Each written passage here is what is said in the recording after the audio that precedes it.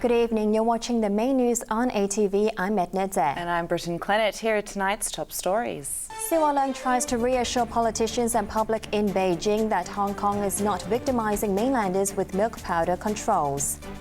Elderly renovator fined $10,000 for construction work that caused Ma Tau Wai building collapse.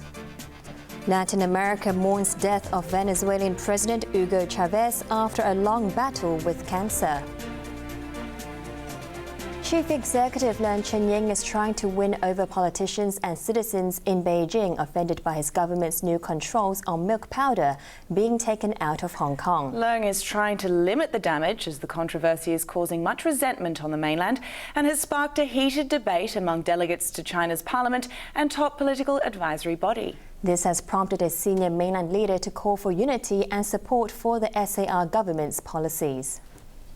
Hong Kong members of China's top political advisory body today had a chance to meet one of China's most senior leaders.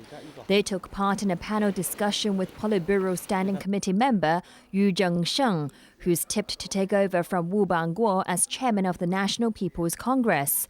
Speaking after the meeting on the sidelines of the NPC and CPPCC sessions in Beijing, several Hong Kong delegates said Yu hopes members will unite behind the SAR government and support the implementation of its policies.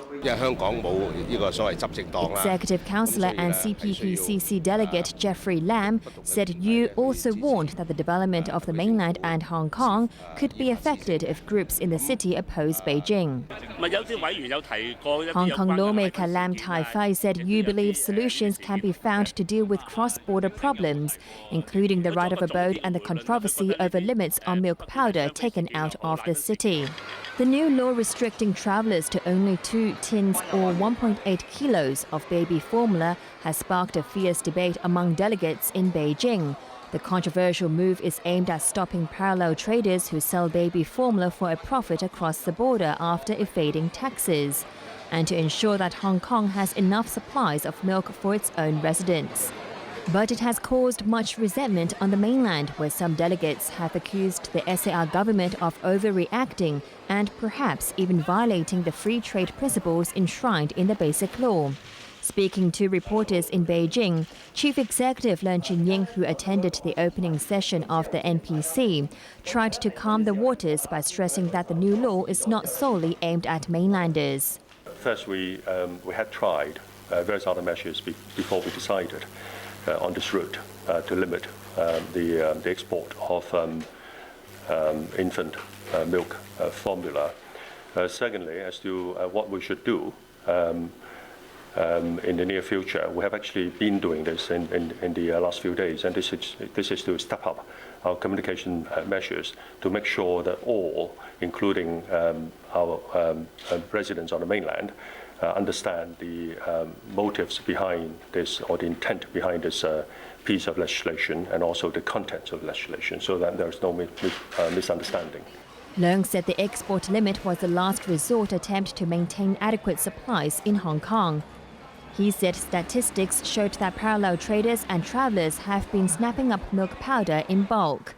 Leung revealed that last year Hong Kong imported 40 million kilos of milk powder, almost 3 times the amount in 2008, although the population increased by only 17% over the 5-year period. NPC delegate and Basic Law Committee member Wong Yuk-shan believes the administration examined the new law properly before enforcing it. But he refused to comment on claims that the milk powder cap violates Hong Kong's mini-constitution and World Trade Organization rules. Another delegate, New People's Party lawmaker Michael Tian, pointed out that 60% of parallel traders were from Hong Kong, not the mainland, and the government's move would not solve the problem.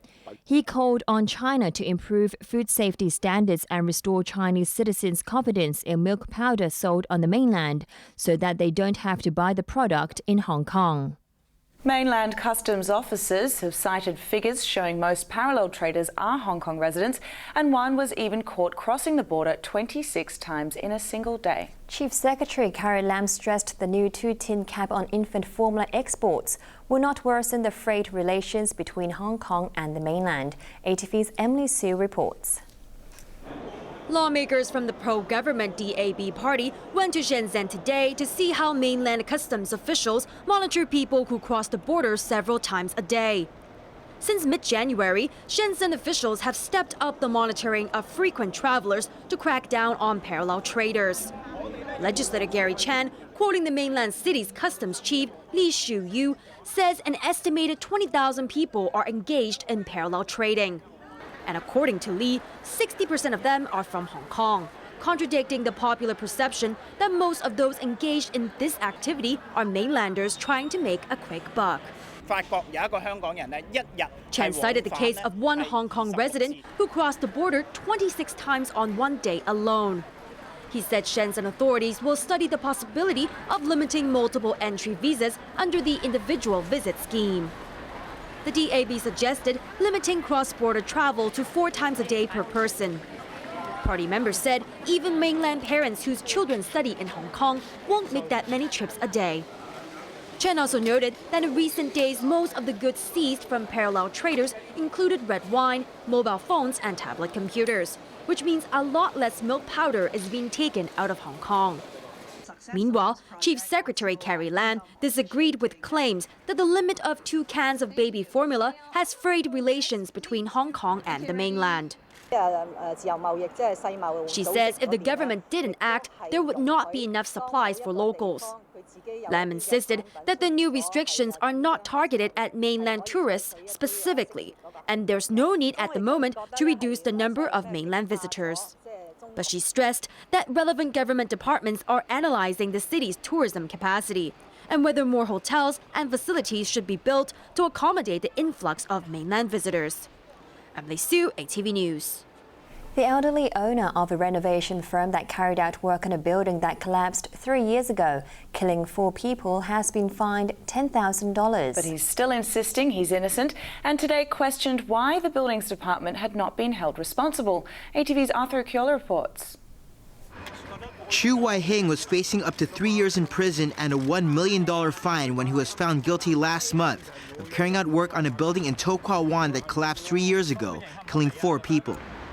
But Chu, who's 75 years old, is now unemployed and lives on welfare payments, escaped jail time today. The Kowloon City Magistracy slapped him with a $10,000 fine instead. Speaking afterwards, the owner of the company that carried out the renovation maintained his innocence and questioned why the buildings department wasn't held responsible, as it had not identified any problems. He said the welfare money he gets from the government would basically be used up to pay the fine. The court heard that Chu had informed the building's owner of risks because of wear and tear. Chu's lawyer also said his client suffered from high blood pressure and diabetes and had survived a stroke last year. But in handing down sentence, Magistrate Abu Bakar bin Wahab said Chu had to bear responsibility for his actions. However, there was no evidence the work to remove a pillar was directly responsible for the collapse, as it had been carried out a week before. Wahab also took into account Chu's age, financial situation, and the fact that this was his first offense. Chu was spared the full penalty and instead fined $10,000, which will have to be paid before October. The court heard the defendant was not a registered contractor when the work was carried out.